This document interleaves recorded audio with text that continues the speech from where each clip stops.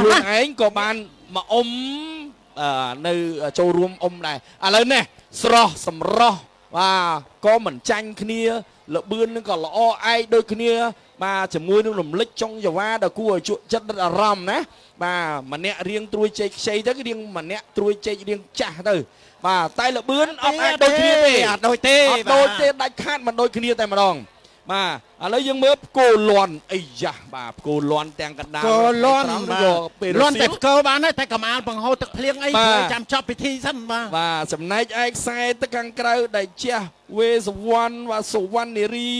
មានជ័យសេរីបន្ទាយដែកអីយោអ្នកបន្ទាយដែកទៅប៉ុណ្ណាមុននឹងដែរណាឥឡូវយើងមើលខ្សែទឹកខាងក្រៅល្អអ្នកបន្ទាយដែកទេបាទល្អមែនតែមកដល់ចំណុចនេះអូចាក់ស្រោះគ្នាល្អណាស់បាទផ្គោលន់គួរតែពេលមកទៅក៏ហឹមមួយទៅដើម្បីឲ្យដៃគូរៀងខ្លាច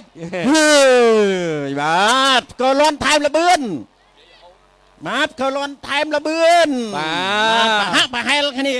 អូយល្អដូចគ្នាទេមិនទាន់ហ៊ានទេអ្វីដែលសំខាន់គឺទាន់ហ៊ានសន្និដ្ឋានទេបាទដូចគ្នា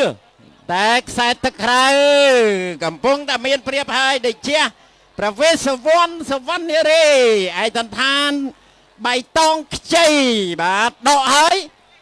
ផ្គោលន់ក៏បន្ថែមលបឿនដែរបាទអូចាប់បាទចាប់ផលពាក់កដាលទុងបាទដូច្នេះសូមលទ្ធផលបានទៅទូកពាក់ផ្លាកលេខ46ដេចជាព្រះវេសវណ្ណសុវណ្ណនារីមានជ័យសេរីបន្ទាយដែកបាទឈ្មោះវែងមែនទែនបាទគាត់ទទួលជ័យជំនះទៅលើផ្គោលន់បាទ